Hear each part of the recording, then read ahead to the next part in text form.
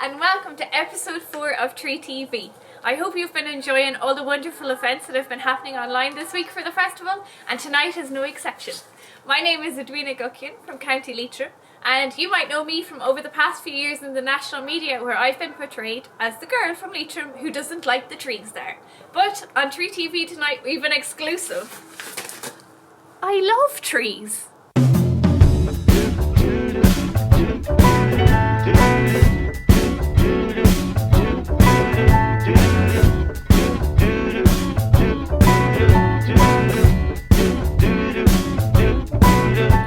All joking aside, I am very passionate about trees, particularly here in our own county of Leitrim, the benefits that they have for the environment and for communities, and I guess the potential that they can bring as well to our county now and our generations in the future. So right trees in the right places. I love gathering seeds every autumn of all the different trees, particularly around this area, and planting them in hundreds of pots around the place and seeing them all come to life in spring, and hopefully surviving then through the foreseeable few years. But I've been doing that for maybe 4 or 5 years now, and I have a good collection. I've got maybe 200 different types of trees all in pots around the place that I'm hoping to plant soon when they're ready. Also, this tree here is a chestnut tree, and I collected this seed from a tree in Cornagulla in Leitrim, which is literally just across the road from where Natalia, that organises this festival, that's where she lives. And when back in 1930 my grandfather came from that townland of Cornagulla, so him and his brother Denny, so Hughie and Denny Guckian, planted a chestnut seed in the 1930s, and it grew into a big chestnut tree. And it's from that tree then that I picked these seeds. But the reason that I collected them about 4.5 years ago now was I was getting married, and I was trying to think what would be a nice token to give to everybody at the end of the day to say thanks for coming and sharing in the special day with us. So I went in September, October, about 4 or 5 years ago, to the tree and collected all the seeds, put them in soil, and then when spring came they all sprouted, and I put them in little jam jars then, and they were all budding. They had lovely leaves on them by the time June came, and I gave them to everybody as a gift to say thanks. And I don't know how many survived. There's been lots of tales of forgetting to water them and the frost getting them, but there's also been lots of tales of many of them surviving. Thank goodness. And this is one of them. So this one has been in Mayo in Foxford for the past 4 or 5 years, and it was just gifted back to me. They thought that I'd do a much better job of taking care of it now that they got it this far. So yeah, that's the story of my trees. I'm also working on a lovely project at the moment for Leitrim Dance Week 2021, and it's supported by the Arts Council, involving myself and 4 other dancers from Ireland and Montreal. And we're all percussive dancers, and the brief for the project is to dance with natural sound in a natural setting, which is really difficult for percussive dancers because we usually respond to music. So now we have to respond to natural sound. So it's proven very challenging, but I'm basing my project in Leitrim with trees, and seeing how possibly they respond to the sound of me dancing, or how I can respond to their sound in many different seasons. And I'm also been really inspired by the book The Hidden Life of Trees, and I'm using as well Monken Mangan's 32 words for field to give me some inspiration as well. So tune in April. It'll be the Easter week. We'll be launching those videos online. Before I leave you, I have to announce the Leitrim Tree of the Year 2020. The organisers of the festival said it was too tough of a task to pick a winner because they were all lovely trees, and instead they've put all the names into a hat for us to pull 2 winners. So I have them here. All the names are in here, and I'm going to draw first prize first, and that is 2 apple trees from the Heritage Fruit Tree Nursery. And that goes to Annette Jorgensen. Well done, Annette. And then our second prize goes to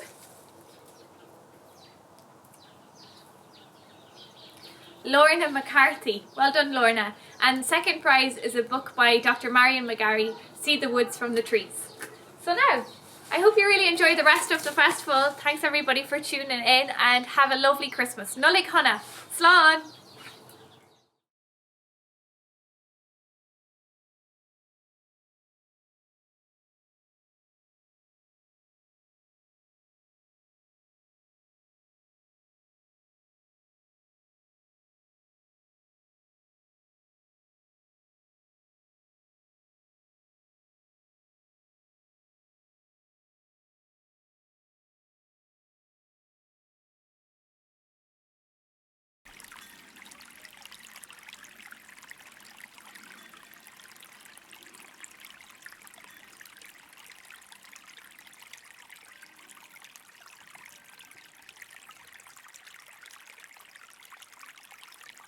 You walk the land, you continually walk, and you become a bit like a mountain goat.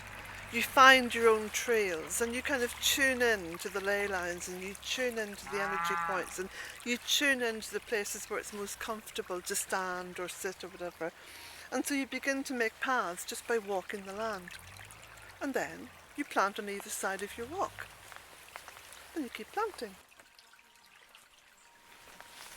Initially, I was planting fruit trees and stuff for myself. And then I thought, well, you know, how much do I need? So I was letting maybe half the crop go to the birds and the various little mammals. And I thought, well, I'll just keep planting. Okay, so I've got enough apple trees, but I'll plant some more. Because now I'm thinking of all of life rather than just me. If we don't stop thinking of ourselves as being the dominant species, we won't have anything. My health relies upon the little ant in the ground as much as it relies upon what I grow and feed myself with.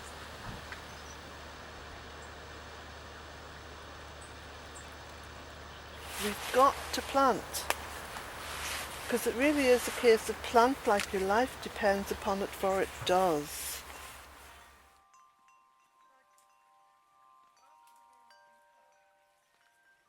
That's where the magic is. That's why I call it magical woodland, because the more you plant and the more diversity you pack in, and the less you think of ego and how does this look, should I put... No, forget that, just go out and plant. And pack them in tightly, because plants find their own space. Plants are by nature symbiotic. They like to be with each other. And the more diversity you have, the more health you have. And especially in a land that was absolutely devoid of diversity. You had grass, you had rushes. That was more or less all you had here. And now there must be thousands upon thousands of different plants and species.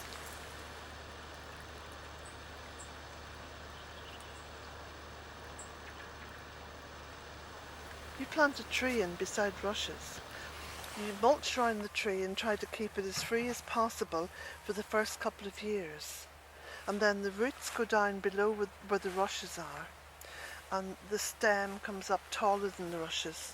And then the rushes just die, because the tree's far stronger.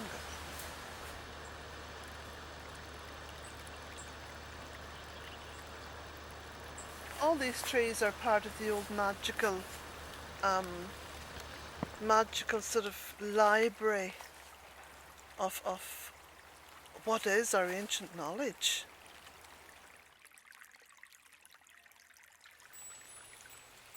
I became like a tree fundamentalist, you know, absolutely enraptured with trees. And that they're not just the source of life for us, they're the source of our mental well-being. They're the source of our creativity. They're the source of clean water.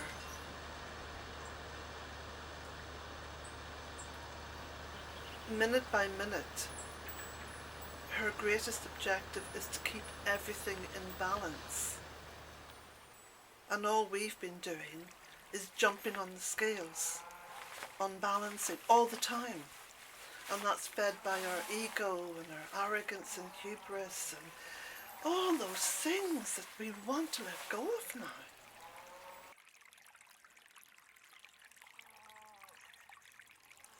I believe now that she has evolved us so that she can see herself.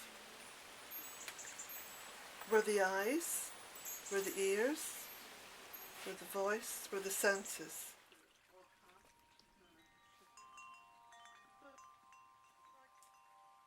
Our ancient ancestors got that a long time ago, because when you look at, say, the ancient Celts, they believed that everything was sacred. And they believed in the transmigration of the soul, that on the point of death, their soul or their consciousness transmigrated into, it could be a rock, or an animal, or a tree, or a plant, but everything was sacred.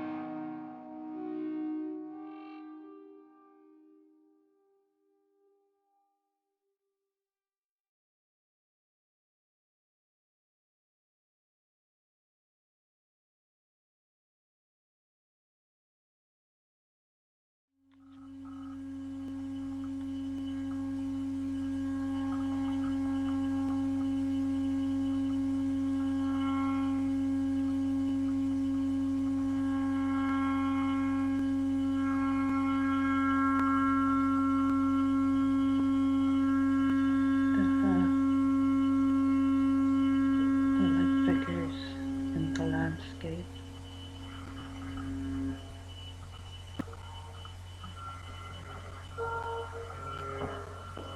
A forest of emaciated figures. Front line. The front line of the lamppost.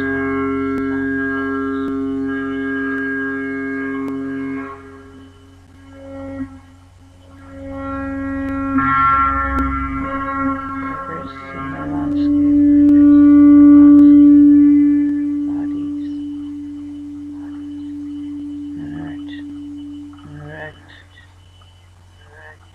Dripping through time. Dripping through time. Vague voices. Lost to the listless loins of love. To yoke of joy.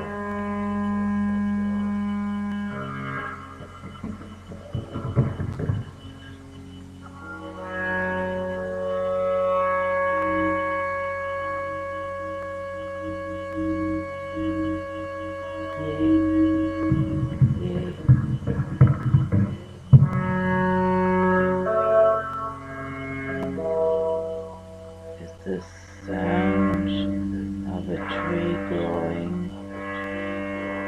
the same as the sound of a tree falling in a forest? If there's no one there to hear it.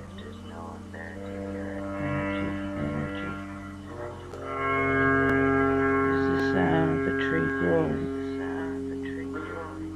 the same as the sound of a tree falling? A tree falling in a forest where there's no one there to hear it. Energy, vibration, annihilation.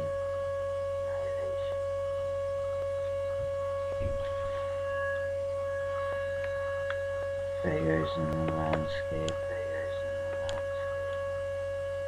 Front line of forgotten foes.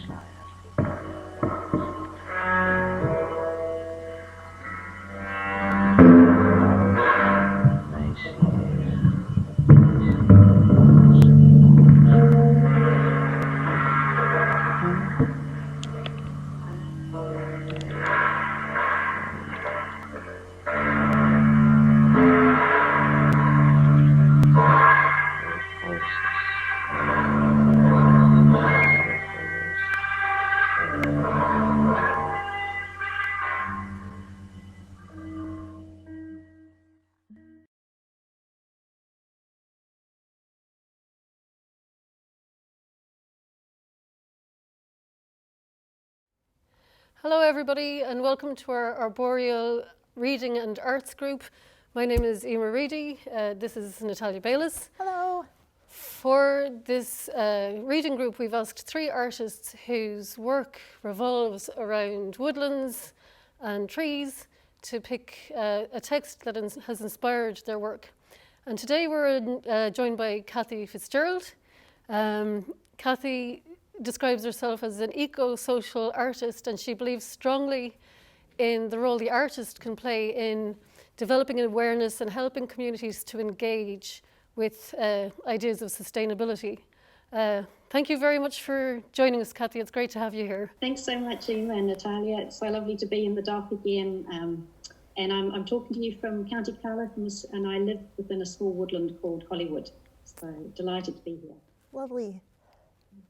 So, Cathy, the text you've chosen for us to go through today is from Conserving Forest Communities by Wendell Berry. And I think you've got a shot of Wendell Berry there, don't you, on your screen? I do. I'll share my screen now. Lovely. I absolutely love this text, and I was really struck by, Wendell Berry lives in Kentucky, but I was struck to the similarities between Leitrim. He lives in Henry County, and he says, though Henry County is known as a farming county, 25% of it is wooded.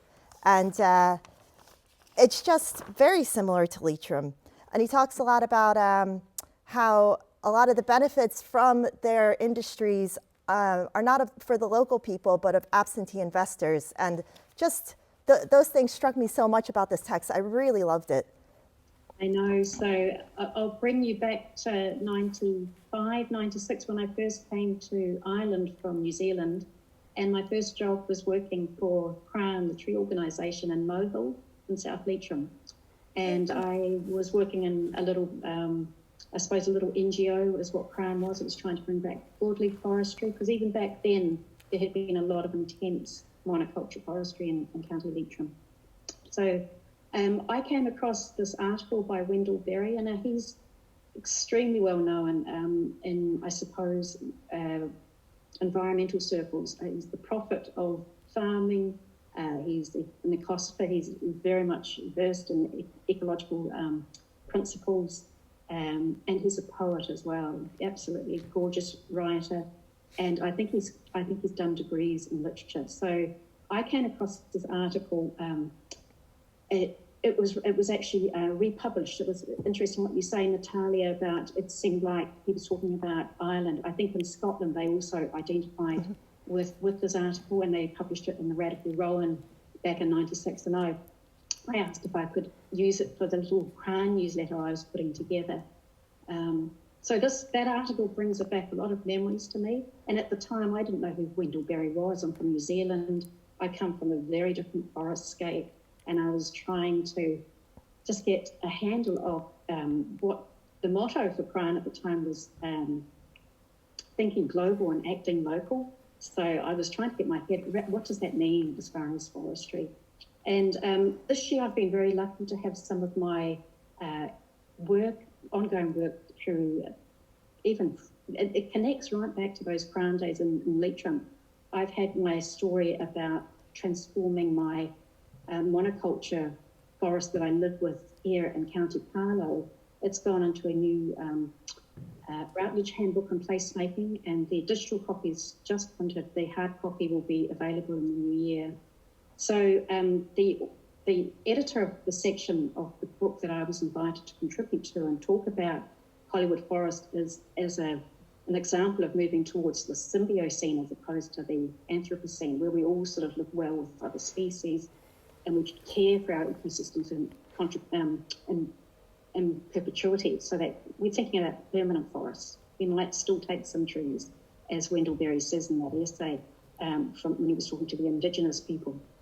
So when I was going to, I have written a draft blog post, and with the length of the essay, this is the essay that's in the Routledge Handbook of Placemaking, I found I had to cut all the reference to this original article by Wendell Berry that had inspired me that long ago. It had inspired me for the exhibition in the dock. So that was in 2006, when it was the 25th anniversary of CRAN, and celebrating about 16 landowners in the South Leitrim area who planted 300 acres of broadleaves, and this was with Jane Alexander and Noel Kiernan. So I'll share that blog post very soon. And these are just key points from Wendell Berry's essay, and it's really striking, I think, the sensitivity and the real attunement that Wendell Berry had to think industrial sort of forestry, which has become globalised in Ireland, Scotland, New Zealand, is a form of colonial extraction, and it's not sustainable. It's a model that we can't continue, and we've got biodiversity falling off a cliff. So many species have been affected. So when I read this, new to Ireland and new to being sort of in I suppose sort of like an environmental NGO, these words really struck me and stayed with me. So that a good forest economy would therefore be a local economy, and the forest economy of a state or region would be therefore a decentralised economy. And it would be owned locally. It would afford decent livelihood to local people, and it would serve local needs and fill local demands first before seeking markets elsewhere. So this is really striking when you compare it to the industrial forestry model that we're so entangled with. And it's so, the way he lays it out, I mean, we were discussing it at home the other day.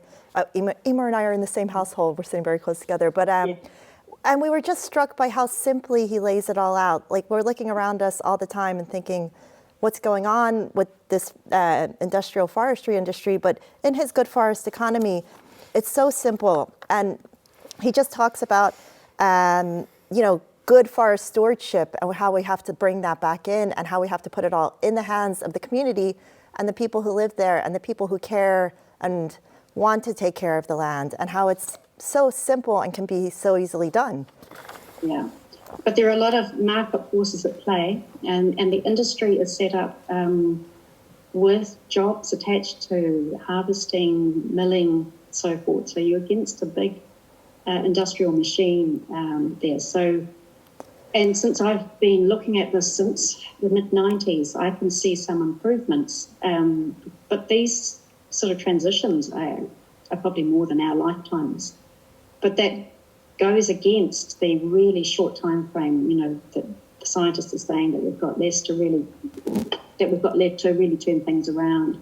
So we're on a knife point really to, I suppose, shift our way of relating to forests in the non-human world.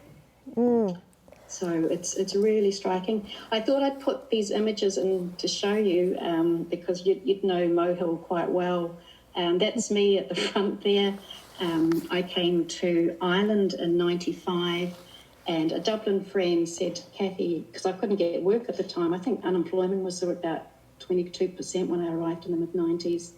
And they said there's a small job raising awareness about hedgerows for this NGO called CRAN, and they're all about native trees, and they're looking for somebody to run a little shop and library and help out, you know. So that was me. And I put together the first newsletters.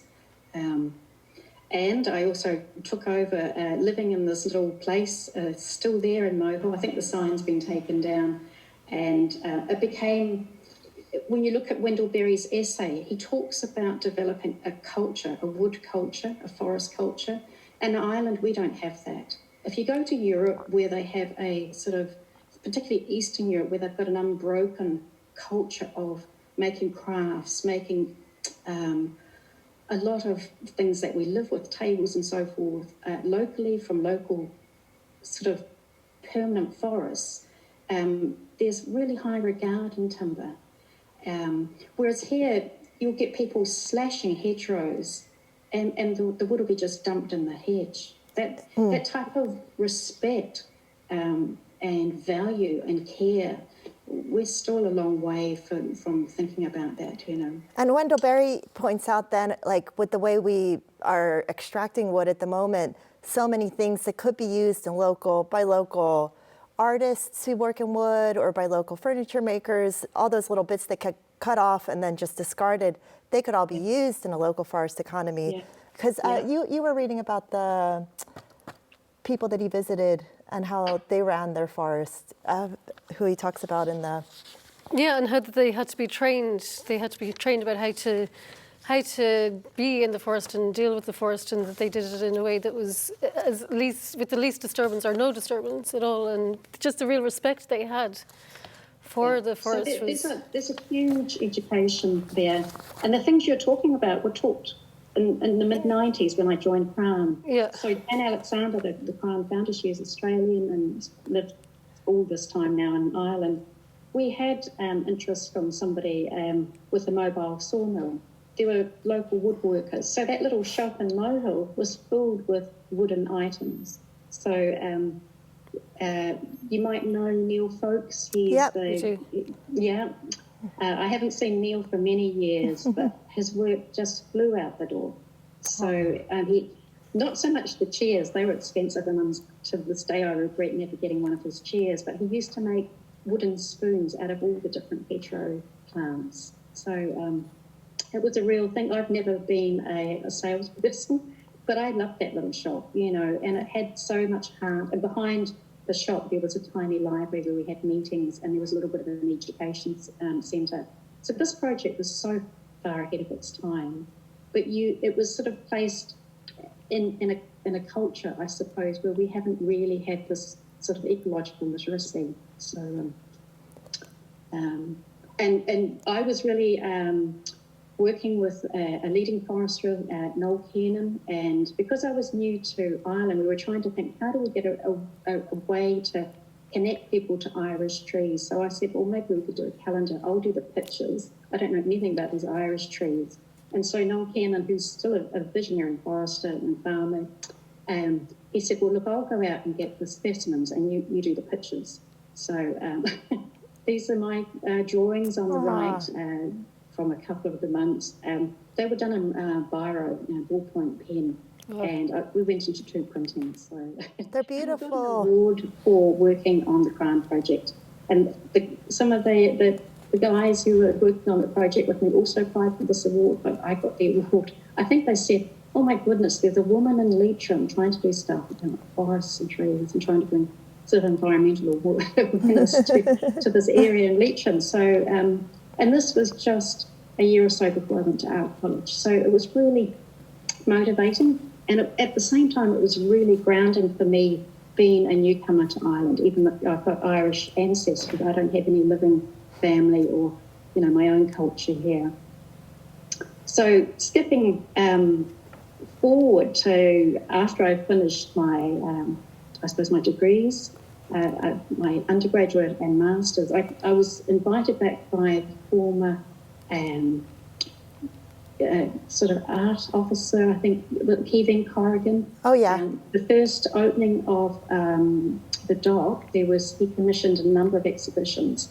And I knew Kevin because he was the ex-arts officer in Carlisle.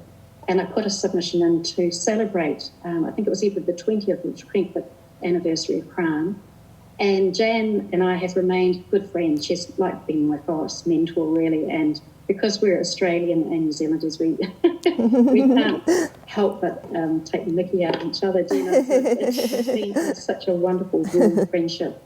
And we decided, I think Jan said, let's go around and interview the Leitrim people who took the plunge to plant native trees when nobody else was doing that.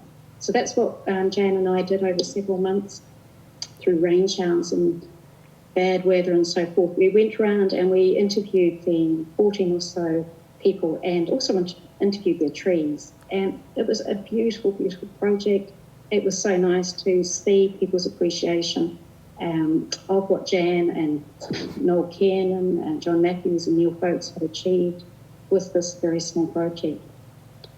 So, and I was delighted. So it was a film made. I actually got information out today. So it was a film. Now, I'm not a filmmaker, so it really is suited for YouTube. And I wonder how I had the nerve to actually put it together. That was the quote I used, and it was in the paper at the time. The treelessness of the Irish landscape is essentially not a matter of trees; it's a matter of people. So this is where we really have to have a cultural shift. Where's that quote taken from? It's by an Irish writer, journalist. I can look into it and see if I can find out the name. Oh, it's okay. This is going back quite a good number of years for me. This is myself and Jan and some of the original planters and Noel Kiernan, the forester on the left, because local people needed a lot of advice from somebody who really was, a trained forester. So there was a lot of enthusiasm for that. But that type of planting mixed broadleaf forests was still a novel idea, and people, I'm sure you would have experienced it in Leitrim, there's still a hesitation about planting your land with trees. There's memories, deep felt memories of the famine, that the land should be left for, producing food. One of the people who sadly passed away just shortly before the celebration was John McGahan. He was one of the first people to contact Jan and say, I want to plant broadleaf trees. So there's some real enthusiasm. And Jan, I suppose, caught the attention of the Irish nation by going on the Late Late Show in 1986 and saying, I'm from Australia. Why are we importing ash trees? When was that? 1986? Is that what you said? 1986 on the Late Late Show. And it's it's amazing, So, like that. Yeah, and around that time, you know, there were musicians involved, like yourselves, trying to bring awareness. There was a huge public response to Jan's quite, you know, just simple, you know, what's going on here. Even Mary Robinson was involved just before she became president. So, but it was like reading back through some of Jan's notes, it was a big ask for one person to manage and keep that going, you know. So she stood back hard over time. So I think it comes back to how we're educated, really, do you know? So a lot of things have to change. I don't know if this is going to work, but from the video, oh no, it doesn't. I will send you the last little clip of the film that I made with Jan. It really sums up the local project, that this is a slow shift to move towards permanent forestry. We've got a lot to learn. We're not going to learn it overnight. So I'll send you that, and the link to the whole film is actually on in separate little clips on YouTube. And we can link that in the comments section, so anyone watching who wants to see that can check that in the comments. So at that time in 2006, when the other thing that Jan did, a bit like what yourselves, Natalia and Emma, you were talking about bringing music earlier in the year before COVID, you were thinking about bringing music into woodlands. Part of the local project Revisited exhibition in 2006 was actually going out and having some woodland talks. So we did that as well as having my film in the exhibition space. We also had a seminar where we invited people from different parts of the world. There was a speaker from the Philippines, and at that time there had been a massive landslide due to deforestation. So we tried to bring this global picture of the harm and suffering we're causing by continuing with this type of insanity, do you know? But I know, I'm talking here where it might seem we can't just turn around the forest industry overnight. There's so many jobs, so many livelihoods all wrapped up in this. So change is coming. And Jan was very excited at this time. She had stepped down from Crown and she became the chair of Pro Silver Ireland. Pro Silver means, it's in Latin, so this term is understood across Europe. It means for forests. And Pro Silver Ireland is one of 26 groups across Europe. There's some other organisations involved who are not in Europe. But it's a fantastic network of the most visionary foresters across Europe who have been saying for decades, that we need to move towards permanent forestry.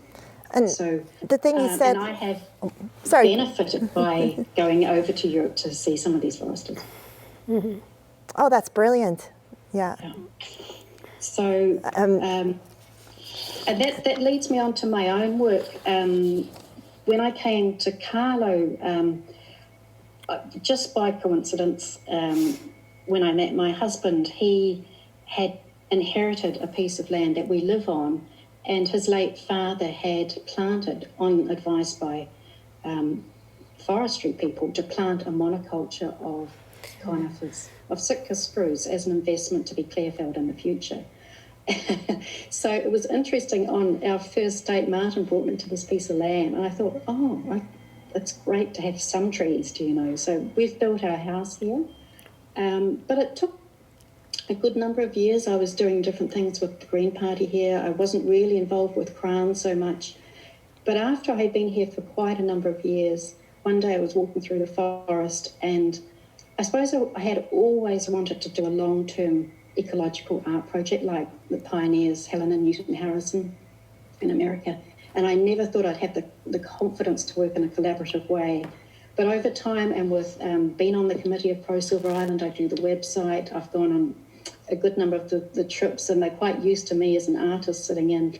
And I suppose my background in science means that I'm quite comfortable talking to people who are not in the art sphere, but who have sort of got this sort of more technical background. So they have become my informal collaborators in my own efforts. So what I set out to do with the Hollywood Forest story was, how could I, in miniature, transform this monoculture into a permanent forest? So I had the best forestry advice, so it's been wonderful. So some of the people in Pro Silver Island are ecologists, there's professional foresters, there's community advocates, landowners, there's forestry students, tree harvesters, people in choggers, it's a quilture people as well. So it's a real dynamic group, one of the best committees I've ever been on.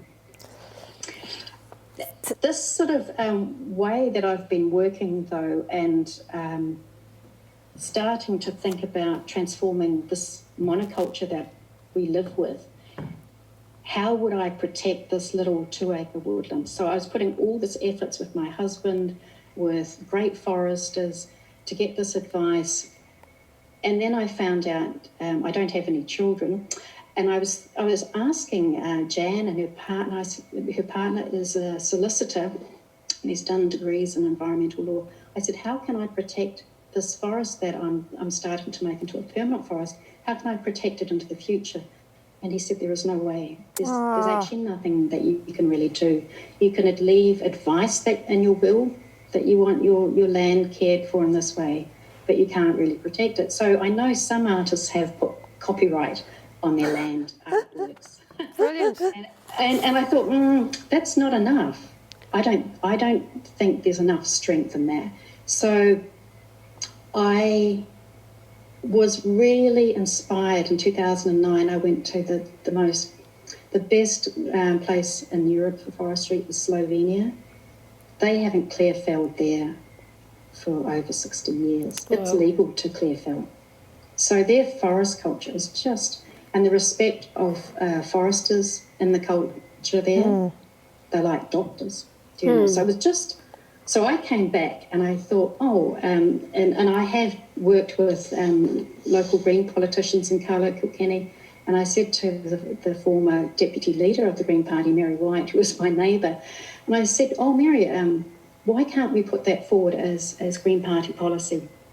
So that really, I was doing it from my own personal point of view. I wanted to protect my forest, but I thought, surely all forests that are going to go towards permanent forestry should be protected as well. So that was in 2009, and Mary said, that's great. Just ring up the Green Party head office, and there's sure to be a forest group, policy group. And I rang, and there wasn't. They were just forming one, and they just said, Cathy, it sounds like you should be on the policy group. But over 3 years later, policy is a very slow effort, and there was some fantastic groundwork done by a good number of people, surveying people right across the industry.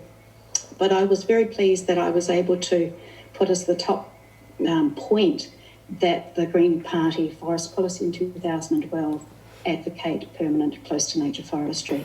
And this is Jan and the chair of the Kilkenny Green Party in 2013, some months later, celebrating, So, and this brings me to another person who is a philosopher talking about our ways of moving towards a more sustainable era. Glenn Albrecht, the Australian writer, he talks about that if you start to live well with a piece of land, it becomes like family. So you'll go out of your way to stand up and fight for it. And he's got a term for this, and it's called soliphilia. So I've got a bad case of it now. So the next year, I found myself standing up at the Green Party, advocating for an international law against this destruction of ecosystems, which is this law of ecocide. Mm-hmm. And this year again, because there's a huge upswell of interest in the international law of ecocide, I found myself advocating that it be argued for at the upcoming Citizens' Assembly in Ireland on biodiversity. Now, that hasn't been tabled, there's been no date yet, but it's in the programme for government. So I want that law to be in there to protect my little forests and all forests and ecosystems everywhere. So it's been a long journey. And this was a year ago. These are my colleagues from Pro Silver Island. They were invited into the Doyle to speak with the Joint Committee on Climate Action, and how sort of permanent forestry could be a big part of that story going forward. I love how a forester and a tree harvester there. Yeah.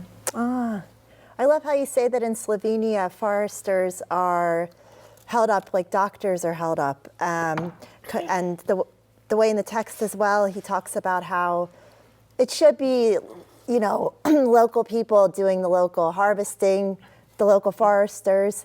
And I think for us at the moment, the hardest thing is anyone, when we're trying to talk to forestry as it affects us, the people we talk to, they're not the ones that have any power to make decisions. They're not the ones that have any power over policy. They're just doing a job. They just want what any of us want, which is a nice, quiet life. And we find ourselves kind of nearly feeling like we're in a fight against these other people who we have no power and they have no power, and they're not.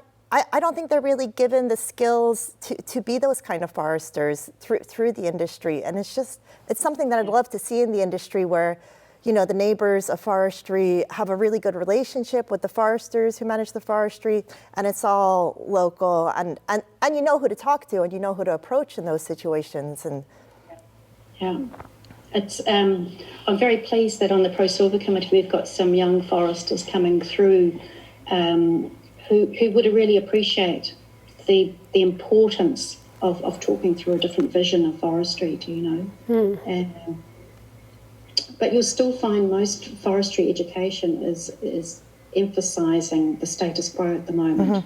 So, and there's huge gaps. I mean, we have so many people who come around planting near us and felling and everything. And when you do talk to them, they're taught things like Sitka spruce conditions the soil in Leitrim. Like they've been told that they've been taught that, which we all know isn't true. And it's just that there's, as you said before, education. There's a gap in the education that's just sort of like, it just seems to be like, this is what we've always taught. This is the way the industry has always worked. Why would we bother changing? There's still a middleman making a lot of money, and people who don't live in the community benefiting from the community and the local environment.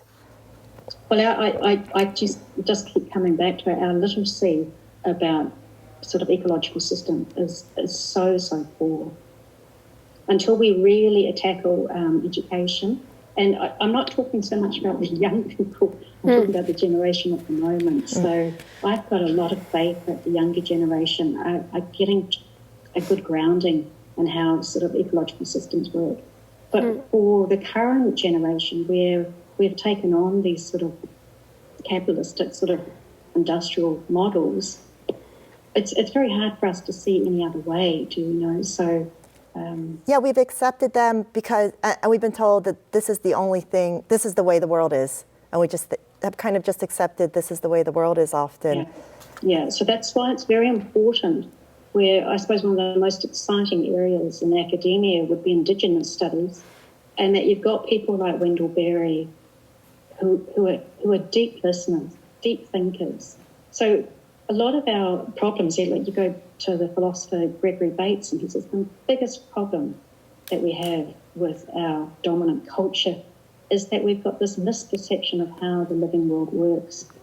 We see ourselves as separate and superior to the non-human world. So that goes back to the dormant consciousness of our own Western civilization.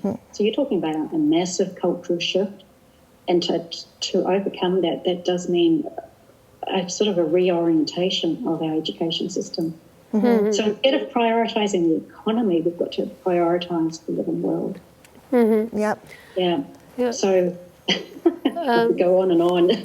But this is a really big, complex topic. And I think some academics are standing up and saying we need to move away from the idea of a university towards ecoversities. That all adults have a grounding in just, it doesn't matter if you're going into accounting or fashion or whatever, that you have an awareness of how the world works. And it shouldn't be this idea of human privilege. No, and like instead of always focusing on the idea that we need a growth economy, we need a resilience economy, resilience for nature and resilience for humans living within nature. It's just we've just been taken down some strange and rabbit it's the hole. stories we've been told, and also creative people are caught up in this as well. I'm not probably talking so much about the fine art world, but a lot of our creativity has been channeled into this growth narrative. So it does take, so there's a lot to discuss, you know. So that does bring me onto my current work as well. Oh, brilliant. I just wanted to show, so in the last 18 months, there has been a pilot scheme funded by the government for people to work with their foresters to transform their monocultures towards permanent close-to-nature forestry. So, and also Quiltshire is embracing that for some of its more public areas as well. So that was, I don't know if you've seen that little video through Karen Woods there. Karen's on the Pro Silver Island committee as well. So I've really talked about the transformation of my little woodland that I live with under Mount Leinster as a means to sort of critique industrial forestry.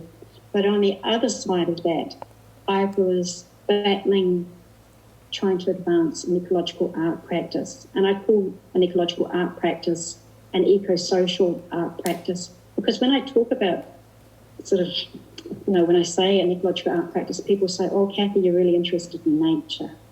And I'm not. People confuse the word ecology with environment, and ecology means the whole of everything. So it includes people. So one thing that I found in working this way, you've got to have such dexterity in maintaining relationships with people, maintaining relationships with the land. So I have a big emphasis on the word social in this type of work, that if we're going to try and, I suppose, educate ourselves about living well with forests, we've got to talk to each other. You know, we've got to listen to foresters who are brave enough to stand up to forestry inspectors and say, well, I think this land could suit other trees too, you know. So Noel Kiernan, who was the forester for Crown, had to argue every time they put forward that the landowner wanted to plant native trees. So, and that still, to some extent, I think still exists. So, and that's where just to give people, so I'm going with my work with this, you know. So just to give people a little context about the Hollywood Forest Project, we watched the video that you put up on your website the other day that gives the story of it, and it was lovely to see Holly, the dog, after whom you named the project. So we'll put a link for people in the comments so they can watch the video itself. Do you want to tell us a little more about that particular? You welcome visitors now to the project. Do you down to your land? Well, it's my home, and it's only 2.5 acres. The trees are big; they're about 40 years old now. So we can't, when we're doing our selective thinning, we can't do it ourselves. So we've got professional foresters. Some of them are my mates from Pro Silver Island. So it's still in parts looks like an industrial forest, and this is what I was trying to emphasise. To selectively thin trees and create light gaps to allow native trees to come up, that's a slow process. Compared to our human lives, you know, but there has been quite a lot of change quite quickly on the forest floor. But we don't have a lot of big native trees here yet, you know. And the big grief that I had going back 5 years ago was creating some little films saying, ash dieback is in Europe, I wonder if it will ever come to Ireland. And of course it was important of them to Leitrim. And again, we come back to why would we have been importing ash trees into Ireland, into Leitrim, when we can grow them so well here? Lack of investment into Irish nurseries. So we have our ignorance has been has given us some really painful lessons. So I found that really difficult because in my videos from about 10 years ago, I had this carpet of little ash trees coming up, And Jan Alexander was saying to me, oh, wow, your future forest is going to be so great. You know, ash is going to be such a good tree for fuel, so much better than the Sitka spruce. It's so beautiful, lots more biodiversity, you know, insects and that will live on it. And then when the ash dieback came, so every time I went down to the letterbox, I'd be seeing trees dying. And I found it was just like the ecological emergency was up close. And it's difficult for me to process as well. There were some personal things were going on at the same time. My mother was passing away, as well as my dog, who I called the Hollywood Forest after her. So, yeah, I went through a process thinking this is just not working. This is not going to help. But going on a few more years, and we're more used to having ash dieback here, there are other species that are coming up, but we have lost a real keystone species, you know, so it's tragic. And I suppose the thing that I found really interesting was the lack of national discourse about our second most common native tree. That there wasn't a public day of mourning. So there's hope though. Emer was reading an article about how there's hope for the ash, isn't there? Oh, that there's a certain strain of ash in Ireland that might be immune to ash dieback, so they've sent samples, grown samples of it in other parts of Europe, you know, where there is a lot of ash dieback, to see if those Irish samples can survive, and it's looking hopeful so far. But can you imagine how expensive that would be to raise in nurseries, to replant out the labour? Yeah. Even if there was the political will to do it, you know, so, But it's so great, and I find it's been so inspiring to find out about what you've done with the Hollywood Forest story, and about how you have looked at a really bleak situation and tried to find a positive way to use your practice to show people what they could possibly do. And you were saying you've got a new project that you're working on at the moment? I have, because the Hollywood Forest Project, and anybody who's trying to move into sort of an ecological art practice, you're coming up with against conventions of contemporary art practice as well, do you know? So when you start to add ecological concepts to a social art practice, there's a lot of complexity. Like what I was talking about, these ideas that we feel that we're apart from nature, that we're superior. It takes a lot of deep thinking, and then it's been marginalised because I think people have just thought, oh well, that's very pretty, or it's, you know, you're doing work about nature, Cathy, and I had hardly any response at college apart from Dr. Paul O'Brien, who was also on the Green Party. He was my lecturer from undergraduate, masters, and poor man, he suffered with me through my PhD. But he was very insightful. He wrote about art and ecology in the early 90s. So I had a really good person to think this through with. So my new project is called Halmea. It's not an Irish name. It's the name of a Pacific island goddess of creation.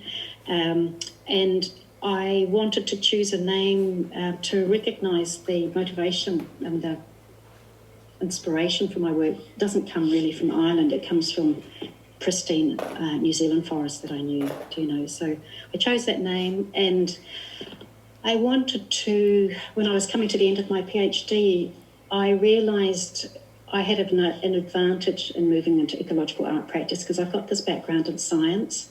So I can understand quite a lot of the ecological science quite easily. And I suppose that gave me a huge early warning system that things were desperately out of control with our culture. But if you bring that up in polite conversation at a dinner party, it's a real turn-off. So most of the time I didn't talk about it. So not very healthy. So I wondered, coming towards the end of my PhD, how would we get this eco-literacy into the creative sector? And Paul O'Brien was also somebody who was very interested in new technology and the internet. I did my MA in sort of virtual realities. And I just said, I don't think art colleges with the staff and the lecturers in art colleges, they're not going to have the time or resources or funding to take on learning about eco-literacy. So I just thought, wouldn't it be great if there was an online course to teach people about this? So that's what I've done. In the last year, or it's over 2 years now, I got funding from the Arts Office in Carlow and from the local enterprise board to do a feasibility study, get mentoring from overseas about how to develop an online course. And when I did my pilot, then COVID hit. So I was already up and running. Wow. But quite nervous. As I've said, eco-literacy is a big topic. And I'm in my mid-50s, and I've never taught before. So I had this, I'm not a performer. I quite like just working here on my own. The blogging that I've done over the years has allowed me to self-curate and build an audience without being too, having to go up on stage and so forth. So I had the good fortune of a fantastic philosopher from California joining me and collaborating, mentoring me to help me develop an online course. So I've given that course 4 times now. Wow, brilliant. I'm really delighted. And I'm giving, we talk about how to care for yourself as a creative person when you're engaging with these really negative topics. So we talk about burnout and how to deal with overwhelm. I guide people through easy ways to think about the environmental science. We look back to Florence Nightingale. And I give an overview of people who may have had a more solitary practice and how they're expanding to not only work with their community, but how to form ongoing relationships with their places as well. So that's been really exciting. And I'm coming up to my next course in January and possibly doing a course for people in America and a big eco-art network. So I'm thrilled and surprised. Brilliant. And it's been so nourishing for my own work because I've got people coming to my course saying, oh, Cathy, I'm really interested about the Earth Chart. And I'm thinking, oh, gosh, I should do more about that. Or, Cathy, I'm really interested in your work about ecocide. What's going on with that now? And this year I've had to go back and look at that. But it's been so nourishing, so that's brilliant. I'm delighted. Well, and I also teach musicians and dance people and curators and administrators, festival organisers. I had a position here in Carlow around 2007 and 2010. I was a director of professional development across art forms. So I'm quite used to talking to different creative people. And so this year has been a big coming together for me, and I'm very excited. But I suppose, I can only teach, 20 people at a time. So I'm thinking about other ways to build an audience around the course, maybe podcasts or something like that. Nice, so lovely. that's me at the moment. If people want to apply to be on your course, what do they need to do? What was that? Sorry, Emma? If people want to participate in your course, how do they go about that? Yes, they just go to www.haumea, it's HAUMEA.ie. Or if they have trouble finding that, just go to cathyfitzgerald.ie. Okay, yeah. Well, we'll put links to there'll be links to your work and your website and all of that on the comments. Yeah. Well, Cathy, we're going to wrap it up with you there, let you go. Thank you so much for joining us. It's been so wonderful to find out about your practice and just the way you go about things. Really, it's so gentle and beautiful. And thanks for doing what you do. Okay. And thanks for doing what you're doing as well. It's so important. I'm so thrilled. Yeah, great. Wish I could be there as well. Well, you'll have to come soon once everything allows. You have to come back to Leitrim. Yeah. We can go out at Mohill. and have you got any events coming up after the 18th? Sure. We'll talk you through after this. We'll wrap it up here and just say goodbye on screen. So Thanks for tuning in to the Arboreal Arts and Reading Group. Thanks so much, FITZGERALD. Thank you, Cathy.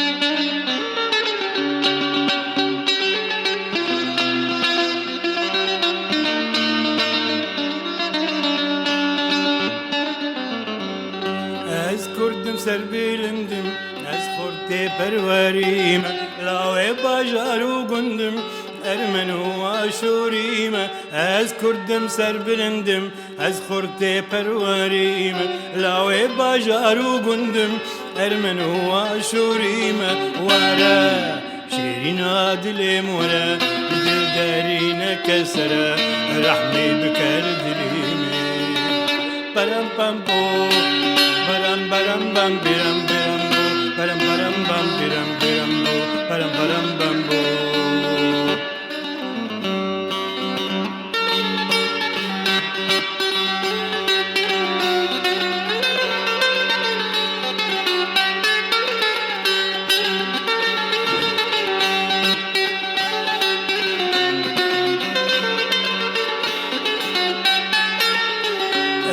بن دستیاناکم گرناس و جنگ بازم نیشروانه نیارم از مینا طیر بازم از بن دستیاناکم گرناس و جنگ بازم نیشروانه نیارم از مینا طیر بازم ورا شیرین دلم ورا دل دارین کسر رحمی بکر دلیم پرم پم پو Param param pam piram piram po param param pam piram piram po param param pam po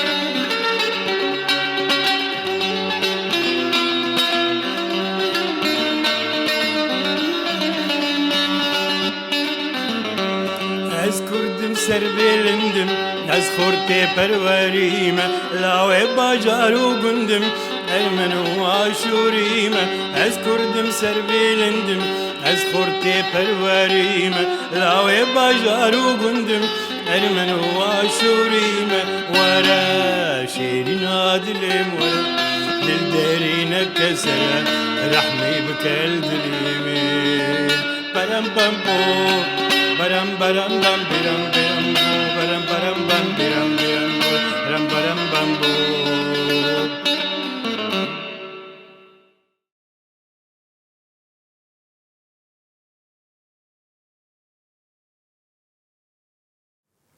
Well, I was delighted to be commissioned to write a song for the dock in Carrick-on-Shannon, and when I read Sarah's brief about trees and remembrance, I wrote a song about a tree that had fallen, a very old tree that has fallen in our garden. It's hundreds of years old. This enormous, beautiful tree fell in a storm, and it kind of reminded me of all the beautiful artists, poets, musicians that have fallen this year as well. So in memory of them all, one storm too many.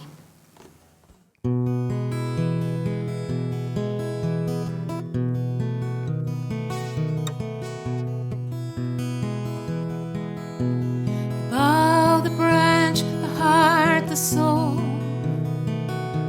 the body, power and strength. When we took refuge from the rain, your mighty presence did remain. Like all the greats you held cold, yet asked for nothing in return. You breathed life into this world. When springtime came, your leaves unfurled. One storm too many took you down. You were waiting for the fall, but summertime is where it ends. Goodbye to you, the planet's friend. You reached for the sun, the moon, the stars. The moon took shelter in your arms. You soothed all who came around, rooted firmly in the ground. The wind, the rain, and scorching sun, the more you bore, the more you gave. You made this world a richer place, standing firm, exuding grace. One storm too many took you down. You were waiting for the fall, but summertime is where it ends. Goodbye to you, the planet's friend. I saw you bending in the storm. You fought the battle, you were strong. You lost your fight with dignity. You left a noble legacy. Goodbye to you, the planet's friend. Goodbye to you, my artist friend.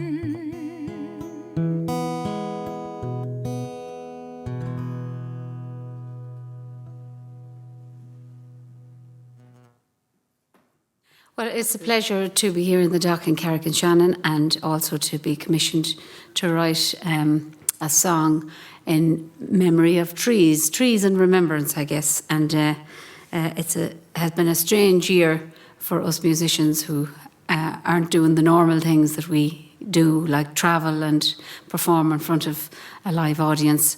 So it's nice to play music and to create it with that in mind.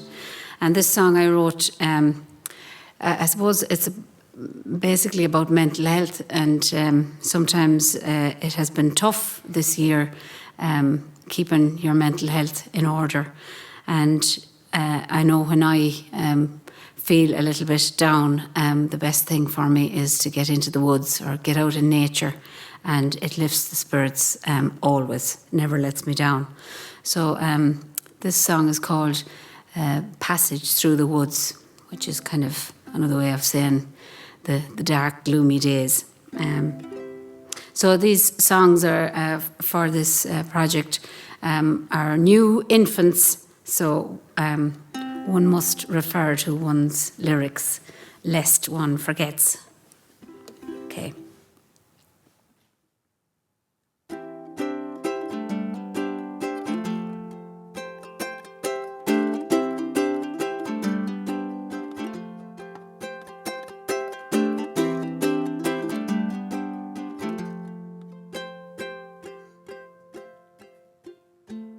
When the twilight is falling in my heart within, the darkness is calling and I fear I'll give in.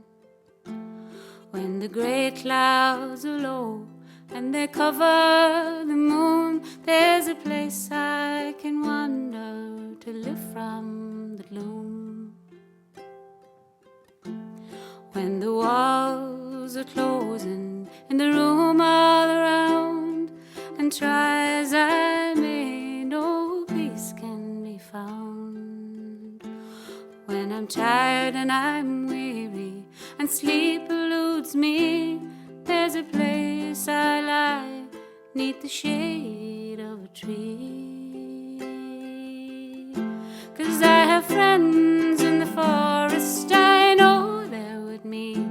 Through storm and danger they help me to see that some things in this life can't be understood, but I know they'll guide me on my passage through the world.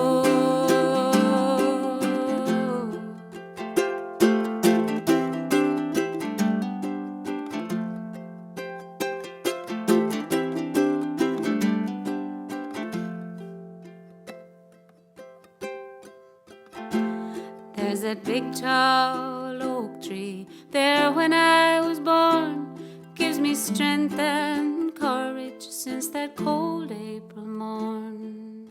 And the soft weeping willow can bend in the wind, the rowan and the sycamore, they're all my friends. And these friends in the forest, I know they're with me.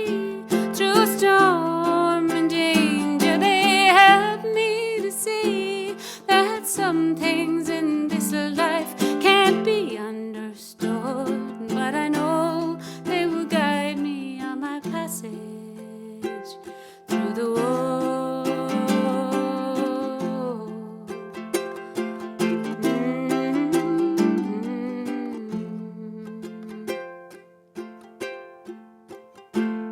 That's the wisdom of ages can tell us just how to live in the moment, in the right here and now. So when I feel the dark shadows and the cold lonesome chill, I know I can go anywhere by just standing still. I have friends in the forest, I know they're with me. Through storm and through danger they help me to see some things in this life can't be understood, but I know they'll guide me on my passage through the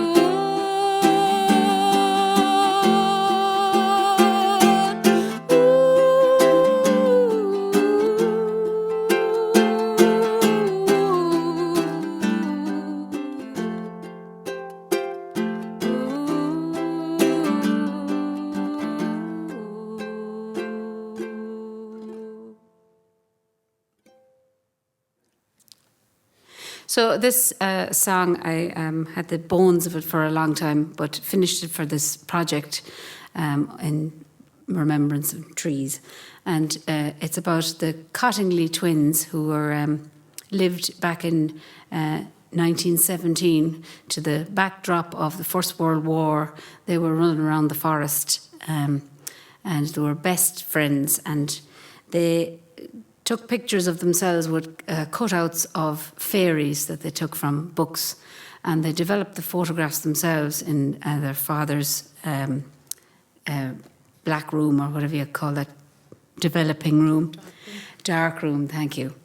And everybody believed that they actually met fairies in the forest. And it wasn't until after Elsie died and Frances lay on her deathbed that she told the truth of the story. So this is called Elsie and Me. And let's see how it goes. It's Maiden Voyage.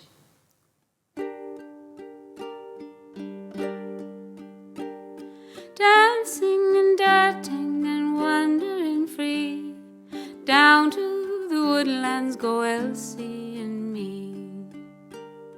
Shh, now don't say a word, 'cause we have a secret that nobody's heard.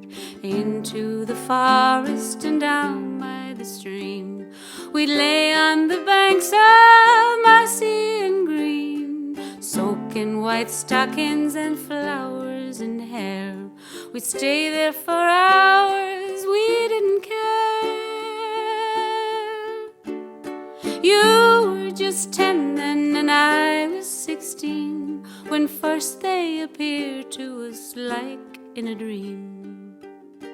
Like friends of the forest, we walked hand in hand, together creating our own little land. Ripples and rock pools, a playground so grand, far, far away from the African sands, captured in photographs, images fine, sharing the world that was yours and mine.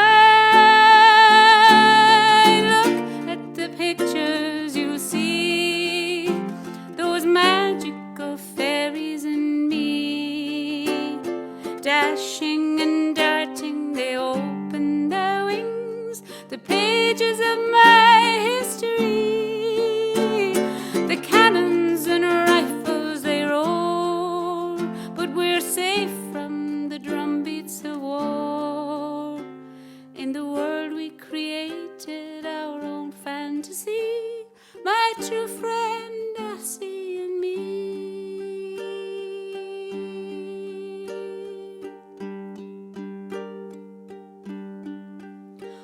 The years have passed on and now I'm old, and in her dark grave my Elsie lies cold. Everything's different now, time to reveal the secret we've kept for so many years. Young childish ramblings, we meant no harm. The whole world believed us, it caused such alarm. Innocent tall tales, little white lies, that I must confess before I die. Look at the pictures you see, those magical creatures in me, dashing and darting, they open their wings, the pages of my memory. The cannons and rifles, they roar, but we're safe from the drumbeats of war. In the world we created our own fantasy, my true friend Elsie and me. La la la la la la la la la la la la la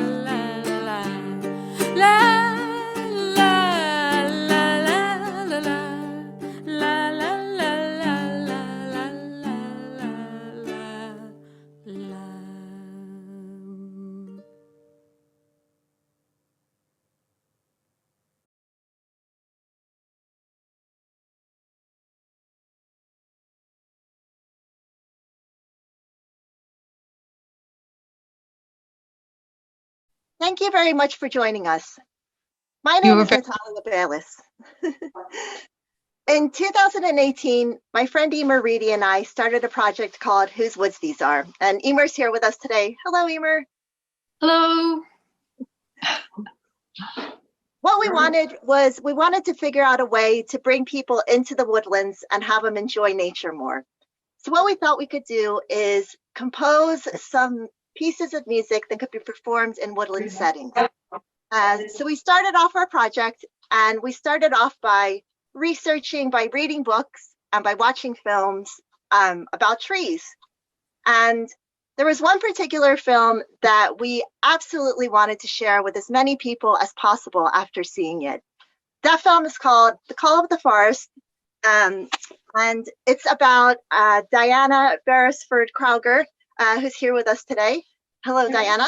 Hello. Diana is a scientist. Diana's a writer. She's an activist. She's a visionary, and she's an inspiration. And we are so absolutely delighted to be in conversation with her here today. So, Diana, when we first watched your film, I think, where am I here? Oh yeah, so when we first watched The Call of the Forest, The Forgotten Wisdom of Trees, which was made about your work, about halfway through the film, I just got a sudden absolute shock. I realized that I had never really known what a forest was. Even though I love trees and I spend a lot of time in woodlands, where I live here in Ireland, there's a lot of commercial forestry. And I instinctively knew they were different, forests and forestry, but I didn't really understand why until I heard you talking about it. And I was wondering if you could start us off by very simply explaining what is a forest. Okay. A forest is an extraordinary thing. It is the height of evolution of the plant kingdom. A forest in its genetics is equivalent to the human body, man or woman. A forest represents biodiversity in a scale that most scientists all over the world still do not understand. The biodiversity is in the air around the forest, and that gives you forest bathing. That gives you an immense ability to be healthy. I could talk for days about that. The forest body itself, like the trees, little trees, big trees, baby trees, nursery trees, sibling trees, are all part of a community. And that community meets one another underground in the form of roots and fungal mycorrhiza. That too we do not understand. We simply are just beginning to see that there's something very different going on underground. And that is being studied right now. And it seems to be equivalent to our intestinal area, our gut area. So a forest is a community of trees. Some help others, some talk to others, some give a chemical conversation to others. But when you go into a real forest, and I'm talking about maybe an older forest, you will find yourself chemically changed. There is a mirror image in the forest that is equivalent to you. For instance, the Scots pine, which is in Ireland, the evergreen in Ireland, you and Emer go for a walk around Scots pine. It buys your immune system a protection to cancer that lasts, all cancers, by the way, that last for 1 month. That's a forest for you. Ah, that's so lovely. Yeah, that's fantastic. That's really beautiful to hear. And it's great. So in this time, of course, we're all very concerned with boosting our immune system. It could be really useful if we could make that as strong as possible at the moment. Okay, can I tell you the way to do that right now? Please give it to all the audience to do this. Yes. And the species of tree is found in the boreal forest, and it is called balsam populus. No, let's start again. It's called, the Latin name is called Populus balsamifera variety candicans. So I'll repeat that again. Populus balsamifera variety candicans, and that is a form of poplar that grows up in the boreal north. It's not found in Ireland and it's not found in England, but you can get your hands on this. And what that tree does is it faces down temperatures of minus 60 degrees, temperatures that will freeze your lungs and freeze your breathing apparatus as a human being. But what is in that tree is something extraordinary. It is an oleo resin, and the oleo resin is found at the very tips of the leaves as they exist and can survive during winter. And it is like a form of fat. And that fat is dissolved into another form of fat. And the Aboriginal people who have lived in all of the circumpolar boreal area, that is the Cree, the Athabascan nation, and the Sami people, all into Russia, the Taiga of Russia, have used this kind of salve, let's call it that way. And the salve is just placed on your nose. Remember Vicks Vapor? Maybe you don't remember Vicks Vapor, but Vicks Vapor, you put a tiny little bit on your, okay, all right, a tiny little bit on your nose there, and you breathe it in, and it affects all of your respiratory system, and it shuts down and strengthens your respiratory system, and it's an antiviral salve. So when I go traveling, and when I have been traveling, the medicine men of the boreal north send me this medication to protect me, to keep me speaking and talking about the trees and about the great forests of the world. But everybody who's listening to this can use it. So if you order it up in your organic store, you can do that. You can get your hands on it and give it to the children, for heaven's sake. Give it to the children going into school. It won't affect you at all. I mean, it has got no deleterious effect on any medicine you're taking, and I'm qualified to give you that instruction. You just put a teeny bit here, then you put on your mask, and that'll give you great protection. It's a really good thing to know. Thank you so much for that. That's very, very interesting, and it's great advice, and we're definitely going to follow you up on that. And actually, you've answered all the questions I was just about to ask you. Oh, no. No, that's great. That's wonderful. So I think, Natalia, you have a question. I do. Earlier, I mentioned that you're an inspiration, and in so many ways. But recently, well, Emer and I were both reading your book, To Speak for the Trees, My Life's Journey from Ancient Celtic Wisdom to Healing Vision of the Forest, which I can't recommend enough. There's so much brilliant stuff in here from just everything, science, history, biography. But one thing I was really taken with when reading your book was how fearless you are when you're just tackling seemingly insurmountable tasks. In your work, you've taken on, institutions, big businesses, and even government plans. And I think for a lot of people that try to do any work in environmental causes, they often find themselves being told that the activities that they're challenging are actually legal, and what they need to do is change government policy. But this can seem so daunting. And would you have any advice kind of for how to tackle that kind of huge task, which you seem like you're just able to do?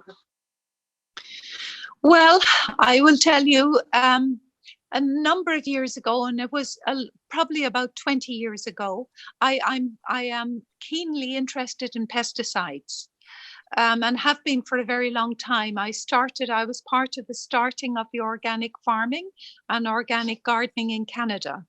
So if you eat clean food, you're good, you're good to go. But when I was battling that battle, I have a very good friend, Samuel Epstein, Dr. Samuel Epstein, who's head of surgery, who was then head of surgery at the University of Chicago. And Sammy was talking about the really bad effects of pesticides on really their molecular poisons that go into a woman's body and stays in your breast milk And so then you feed it off into the children. So your children have a very high chance of getting cancers and various diseases. So Sammy tried to tackle this, and they kneecapped him. All of the big industry kneecapped him.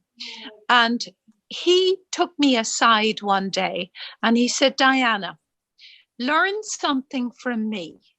When you want to hit a system and take it down, don't go straight on, go sideways and get them unexpected and try to do it so that they don't know, and then bring them around to your way of thinking. And I never forgot that advice, because in some ways what I've done is I've done it alone. I have had the help of my husband, of course. I've done it alone, and sometimes you have to find people around that you can trust, really trust, and do not take anything from anybody, because you don't want any attachments or entailments from anything. So you try to manage alone and you bang at it alone. And that's really what I've done. And the interesting thing is, now you won't believe this, but it's actually true. 2 years ago, I got the same award as Kofi Annan did in Canada. Exactly the same award.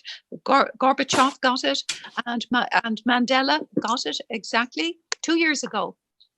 The CBC wouldn't interview me because I was a woman.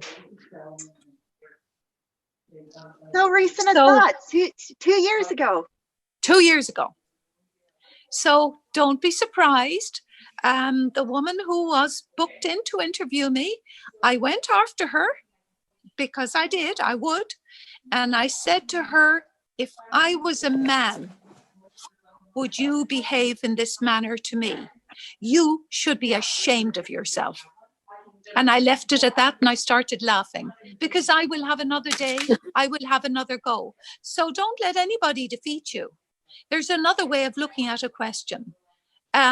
What is happening now in the world is that all over the world, people are waking up to the fact that we're losing our forests. And if we lose our forests, we lose our life. That's very simple. And all the women of the planet, we're the caretakers of the planet. We're the caretakers of our own homes, of our husbands, of our boyfriends, of our families, of our children. We know how to take care of things. And when we see the forest coming down, there is a great understanding in a woman, I think, that's not necessarily in all men. So we have to persuade them that this is not a good thing. So that's the journey I'm on, and to write about it and to be innovative about it, and to try and take all of the research I have done. And luckily, one of my PhDs is in cardiology, and that's called an oxidation reduction reaction. And really what climate change is an oxidation reduction reaction, because the trees oxygenate the atmosphere, that's oxygenation, and the trees themselves then reduce it down to carbon. And that basic reaction is there in your blood system, and it's there in the tree. So we're mirror images of one another. And when all of the people of the planet understand that, and they would understand it in a way, different kinds of ways, through the art system, through poetry, through all kinds of ways, children's stories, through what you're doing right now, then we will have a greater understanding. So don't ever underestimate what you're shooting to do, because I think you will succeed.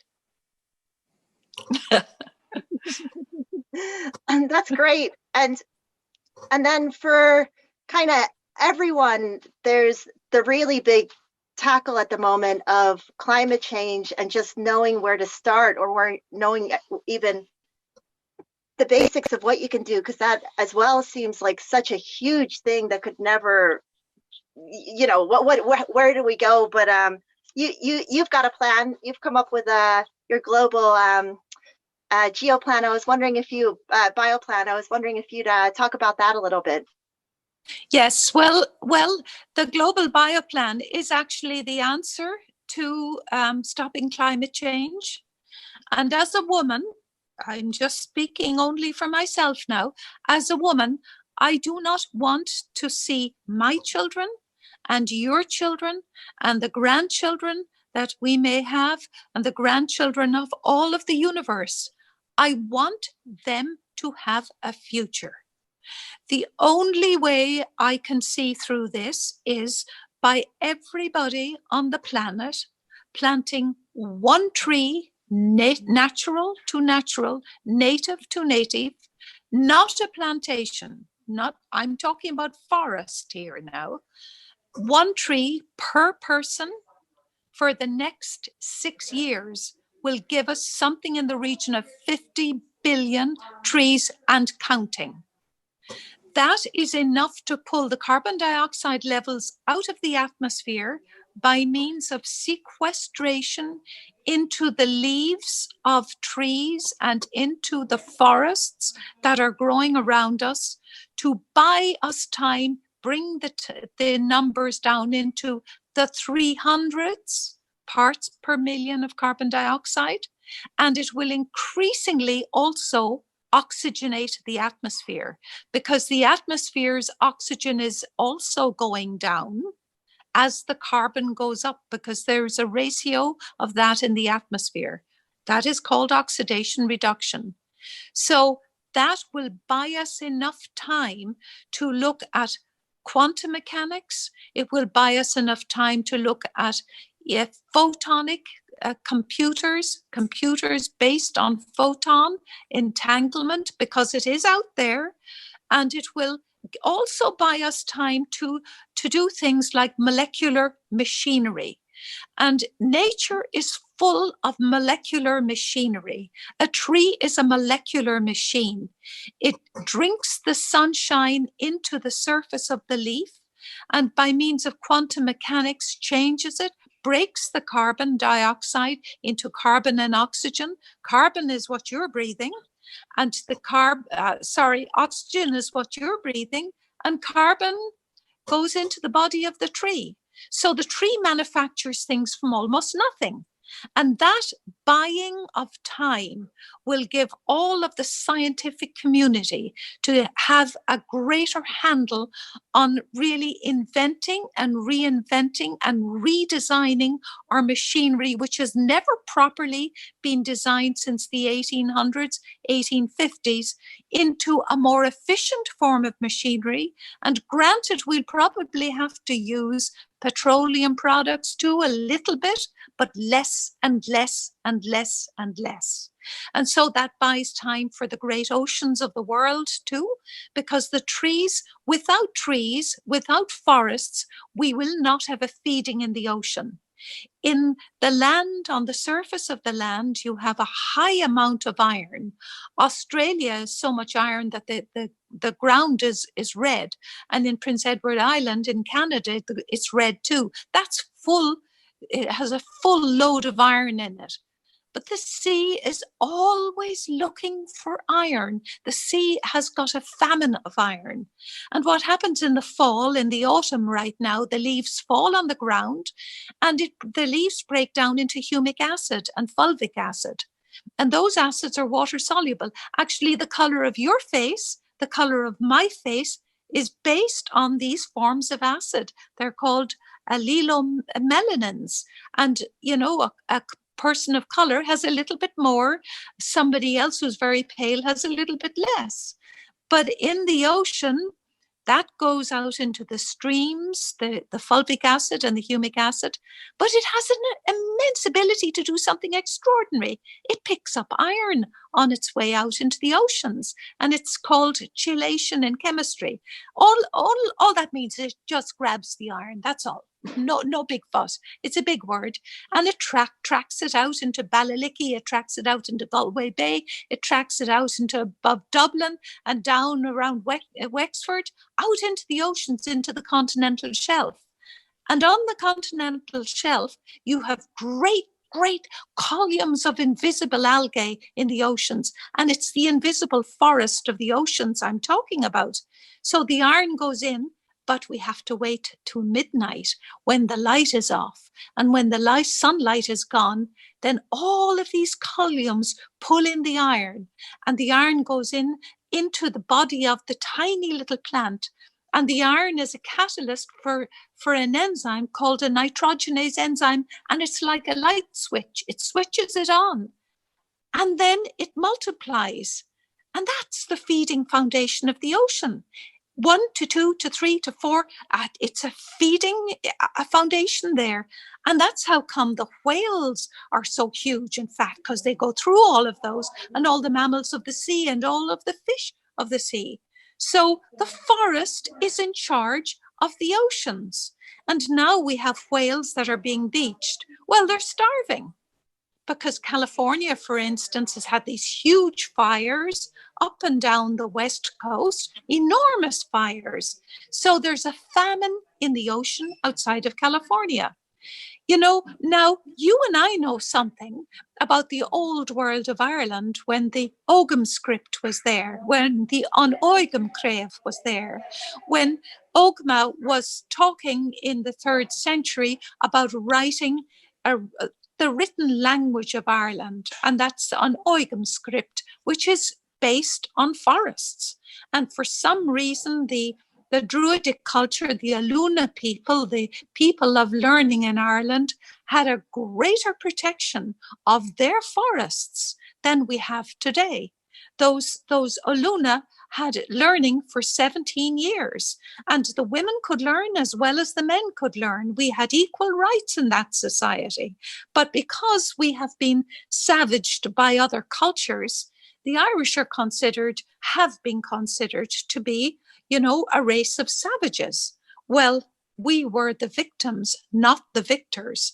But in the case of the Celtic culture, we were always the victors. We were the victors of learning. We were the land of milk and honey. We had learning to a degree that nobody has ever explored. And some of those things, as a little girl in Lachines in the south of Ireland, I was exposed to as a little child. And I remember those things, and I was taught some of those things. And we have to stand up straight, because when you start looking at all of the diaspora of the Irish all over the world, Marahu is everywhere, O'Brien is everywhere, and all of the Irish families are everywhere. And we have cross-pollinated the world into a form of education that now we have to stand behind.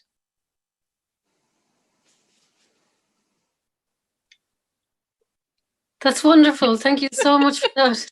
That was deep.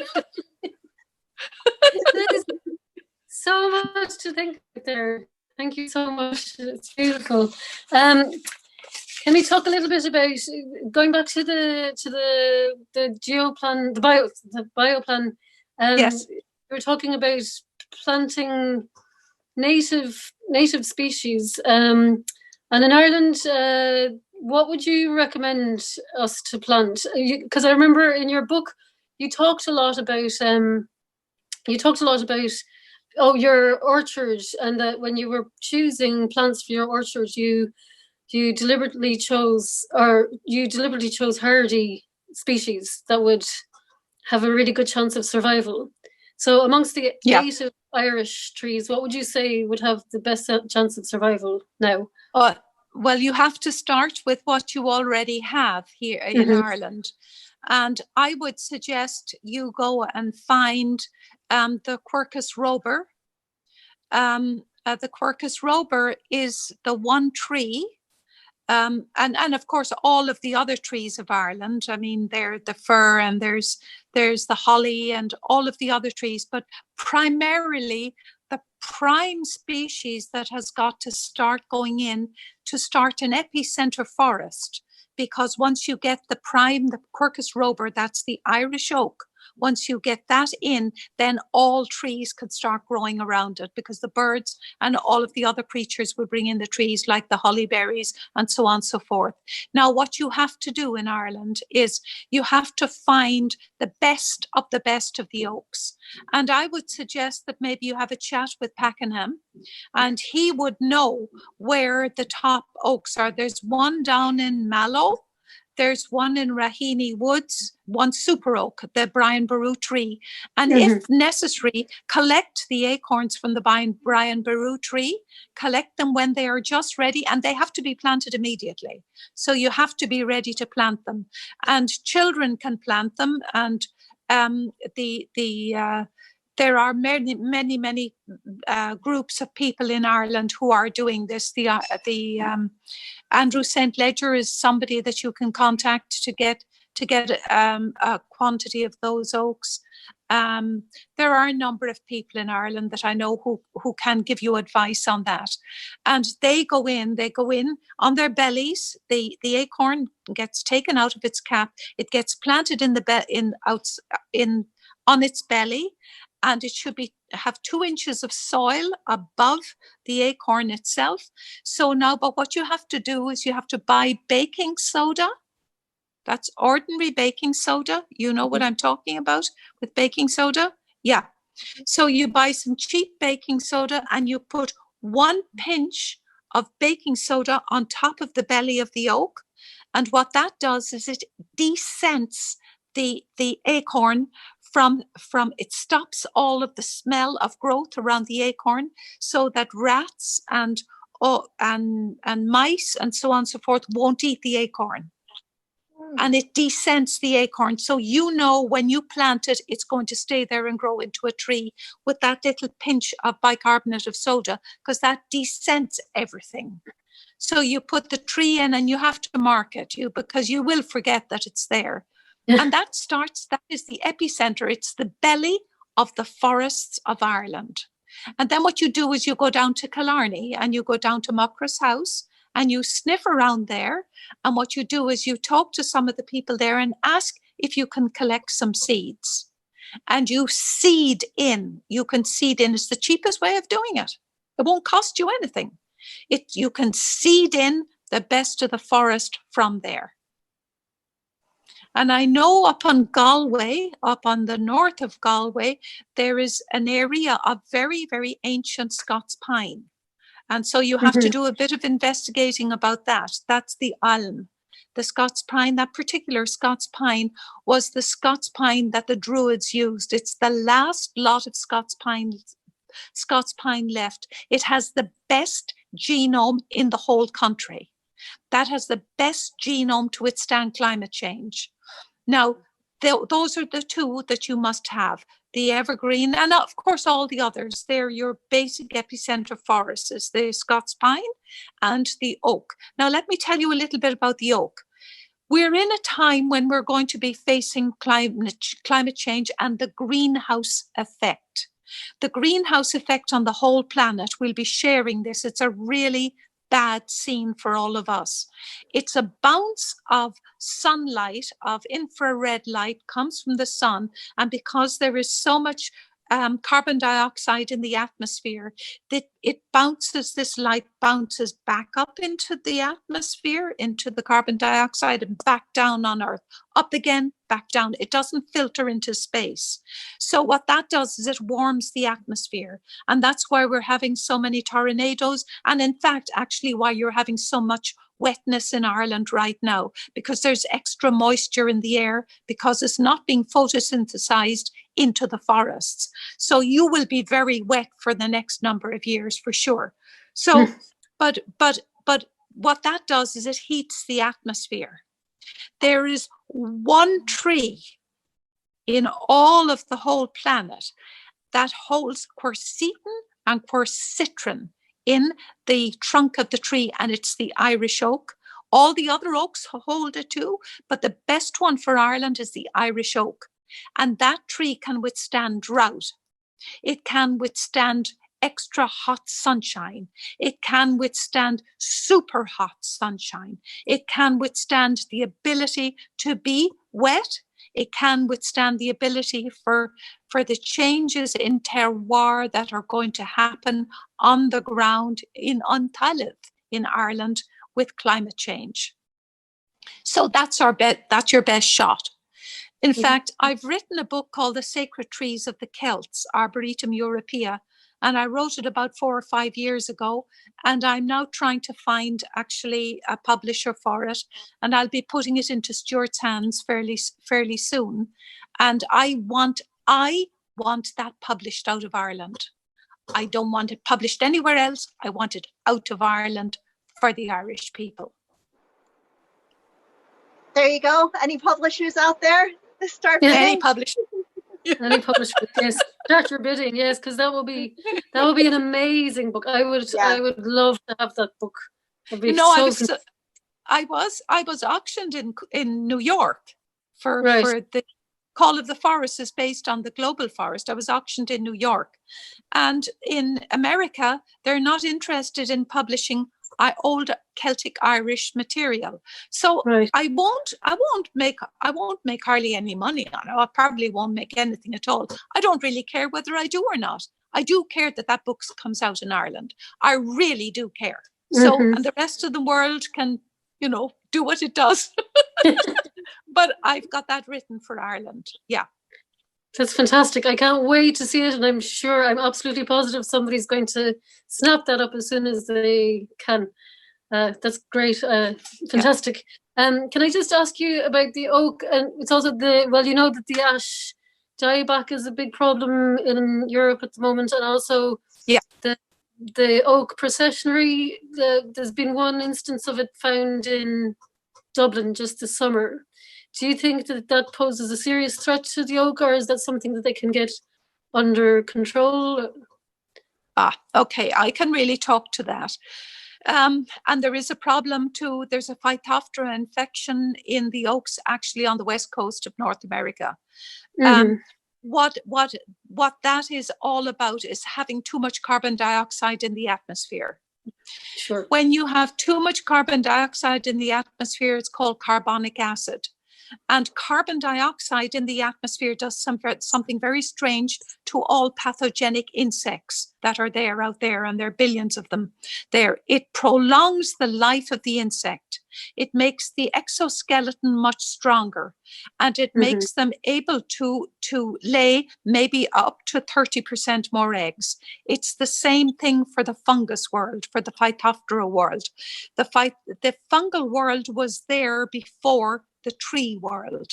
So it's better able to fight in a system with a high carbon dioxide level, because that's what it was used to 400 million years ago. The carbon dioxide level of the atmosphere was very high. So it makes all the fungi and all of the equisitums and equisitales and all of those species much stronger. Nobody talks about that anywhere. So what we have to do is to parse out those diseases and do it organically, and you can do it organically as best we can, and then pump the atmosphere with oxygen, and those will go what's known botanically as retrograde. They'll die back. There is a way of handling that. Okay. Well, that's reassuring. Let's hope it happens. Yeah. Well, what you do is you alkalize the area. And I've got that in one of my books. You alkalize the area and you spray, let's say bicarbonate of soda in a water solution, and it gives a pH of 8.4 across a leaf of 8.4. Remember that 8.4 is a pH on a leaf or on a human body too. It's the same thing. It's a buffering compound in all living things, and that stops fungal growth, because spores and fungal basidiomycetes, ascomycetes they're called, cannot grow under those circumstances. I see. Yeah. So okay. This is a conversation that could go on a long, long time, but it's a very good It's a very good question. It's a really important question, actually, and that's the short answer to it. Okay, that's great. Yeah, great to know that there is hope, that there are solutions. Yeah, and for instance, and as a matter of fact, as you get older, you will find there's more dental plaque. Let's go right to the basis of things. Dental plaque on your teeth, okay? So all you do is you put half a teaspoon in 1 liter of warm water, and you flush your mouth out. That gets rid of your plaque. Yeah, of bicarbonate of soda. Oh, sorry, yeah. It's the universal buffer. Wow, brilliant. So that really helps things. I mean, these are all solutions. These are all solutions to new problems, but you go back and you apply them, and they're cheap. I mean, it doesn't cost you much. No. It's great. There's so much in your book where you talk about so many of the old solutions that you learned when you started learning in Lachines from the people there. And it's amazing. It's really nice that people are starting to open up to all those old solutions and, medicines to be found in forests and everything. But there was one thing I wanted to ask you about, and it's back in the book, and I'm just going to read a short little quote from the book, and it's a question then from it. So you say here, I prove the trees possess all the same chemicals we have in our brains. Trees have the neural ability to listen and think. They have all the component parts necessary to have a mind or consciousness. That's what I proved. The forest can think and perhaps even dream. I was wondering, have you ever studied more into whether forests can dream or if trees can dream? Well, I'll tell you a story. Technically, they should be able to, because serotonin exists in forests. Serotonin exists as a glucose compound in trees. Well, when I was in Japan, I had a really strange experience. I went to the top of Mount Kurama, and that's where forest bathing started in Japan, is the top of Mount Kurama. And I asked there was a Shinto religion in Japan, and it's the worship of nature. And a lot of people are Shintoists. They practice the Shinto culture, which is forest bathing. And the head of the Shinto priesthood would be equivalent to our Pope Francis. And he was going to the top of the mountain to pray for world peace, and he was going to the top of the mountain at 4:00 in the morning. So I left all of my filming crew behind me, and I asked the priest, would he bring me with him up to the top of Mount Kurama? So I went up, and it was totally dark going up. We went up by candlelight up to the top of the mountain. It was a long, long way up too, by the way. And do you know a confessional box? You know how big a confessional box is in the church? Well, their little hut at the top of Mount Kurama was about twice that size. So he had this huge scroll of ancient Japanese with him, and he had all of his investiture clothing on him, and they went down to the ground and was all embroidered and beautiful, and this kind of hat that he had on. And he went into this little, I call it a confessional box because I don't know what else to call it. He went into it and he lit another candle, and there was a low table there. And I thought, I'm not worthy enough to go in to this place with this sacred holy man, because he was a wonderful man. And I thought, no, I'll kneel down on the doorstep, and that's good enough for me. So I kneeled down in the doorstep, and he started unrolling this sheepskin of prayer, a huge thing. And he prayed to the north, to the south, to the east, and to the west. And it was like a waterfall of prayer just rolling over you. And it was, I mean, I didn't understand a word of it, of course, but it was the most beautiful language you can imagine. And all of a sudden, I saw his robes turning into this kind of phosphorescent color.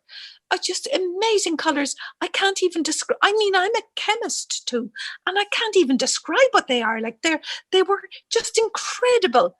And then all of a sudden, this extraordinary fragrance, you know, came into this little confessional box. And I thought, well, I didn't see him liberating any perfumes or anything.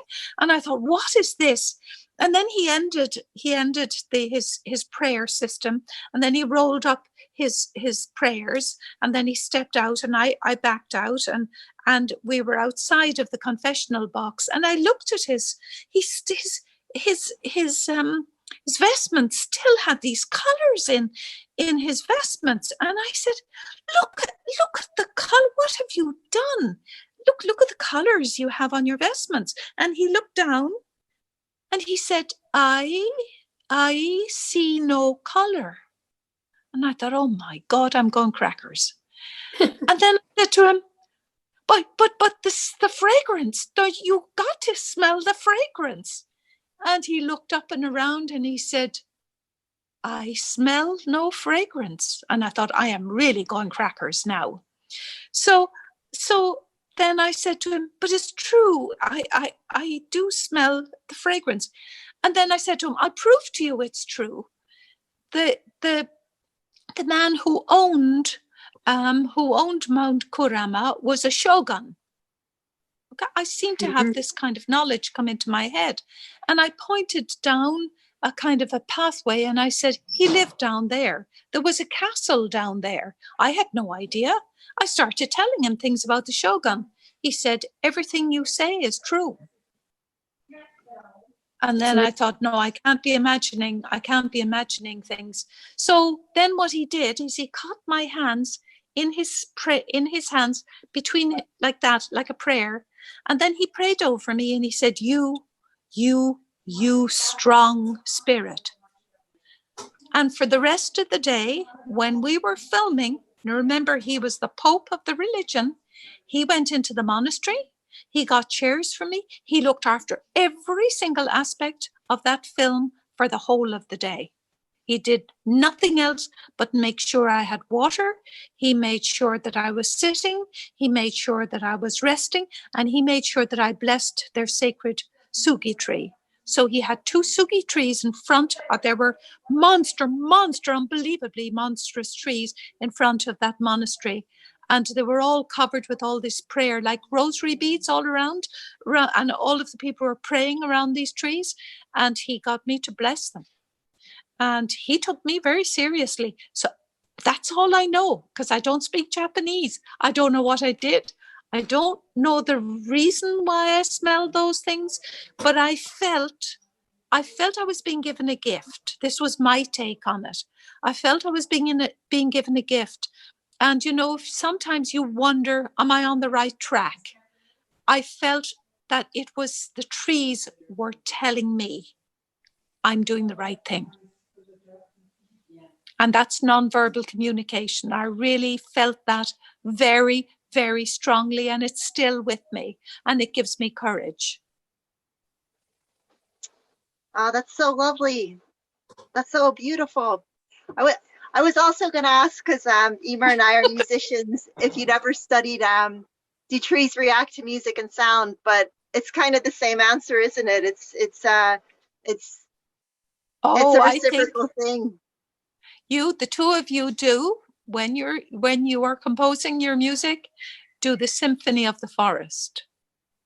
Because you do hear music out of the forest. Of course you do. Because all the tracheids would be equivalent, all the length of tracheids would be equivalent to the strings of a violin. Of course you can do that. But you have to go and listen, because the trees will tell you. I think you can do that. I would go and listen to your music any day. The trees will tell us. Yes, yeah. That's beautiful. Thank you. I think, well, it's really fascinating, everything you're saying. I think we could just go on listening to you all night. I think, is there anything in particular? Is there because, you know, it is really special that you're doing such amazing work, and you know, you have such a deep connection with Ireland and ancient Ireland, ancient Irish traditions and wisdom, all that kind of thing. Is there any overall message or well, you'd there like to is. share with the earth? You know what I always ask for? I always ask for prayers, because prayers are strong. Good thoughts, prayers, and meditation. Because we women, all of us, have a big fight on our hands for climate change. And we're going to make a difference. But we need that wall of prayers behind us, you know, to give us comfort and to give us hope. We need that. And I always ask for prayers. And the Aboriginal people here in North America, they do sweat lodges for me. They do kachina dances for me. They do all kinds of prayer ceremonies for me. They do protection. They do, when I'm traveling, they give me travel medicine to protect me. And I ask for that. It's invisible. I ask for that because that will help all of us. Because we're all in this journey. All of us are in this journey. And it means we'll succeed. And that's important to me. And I honestly will tell you that I'm living here, but there never is a day of my life that goes by that I don't miss Ireland. That's true. Never a day. Never a day. So I've got it all. You know, I'm asking for prayers. I'm asking for prayers that we will continue, and we will. I think it's marvelous that you're musicians. I think it's marvelous what you're doing, because I think science and the arts are sisters. I think we're sisters in creation that's happened a long time ago, and it's kind of like a divinity. It's like a sacred thing, and creation is a sacred thing. And you just keep doing what you're doing. And when I'm in Ireland, when we're because we will be doing filming in Ireland, you just let us know. You contact Stuart, and he let you know, and we'll have a good dinner, a whole lot of us, because this is going to be a big film. Tell us about the film. You were saying earlier they're making a film. The film is going to be put together by Amaze Films, and it's Taza Lawrence is going to be the executive producer. And I did a thing with film with Jane Fonda just a while ago, and I think Jane is going to be helping through her husband's and God knows what. And I think Apple is going to be backing the film. And it's about your life. Is it based on? Yeah, it's about my life. Yeah, it's about my life and all the, you know, all the stuff that I've done. I won't be in it. I'll just enjoy it. I'm going to enjoy it. Yes. It would be so wonderful to meet up with you when you come to Ireland next. We can all go listen to that. Listen to the woods. Yeah, we'll do that. Yes. Yeah, we'll do that. Yeah, we definitely will. Yes. And there'd be more than you there, let me tell you. Yeah, why not? It's an opportunity. Yeah. Thank you so much for giving us your time today. Everyone should go see your film. It's available all this week during the festival to watch on our website. Thanks to Still Voices Film Festival. So that's the link will be in the description of the video, so you can find out there where to watch your film. Order this book because it's absolutely brilliant. The libraries have it as well, so you can order a copy at the library. Yeah, Emer, do you have anything else to say? No, just thank you so much, Diana. It's been a real pleasure and a privilege and an inspiration to get to know you and your work, and to have this conversation with you this evening. It's fantastic. Thank you so much for taking the time. And hello from Cork. Oh, thank you. Hello to all my gang in Cork. I've got a gang of 12 girls that I went to school with in St. Al's. I went to St. Al's, and all of us keep contact with one another. They'll be there too. Fantastic. Yeah. I am honored to be talking to you too, and it's wonderful for me, believe you me. Thank you. You're welcome. So we have to say goodbye. Yeah. Slán leat agus go méid go meo. Okay.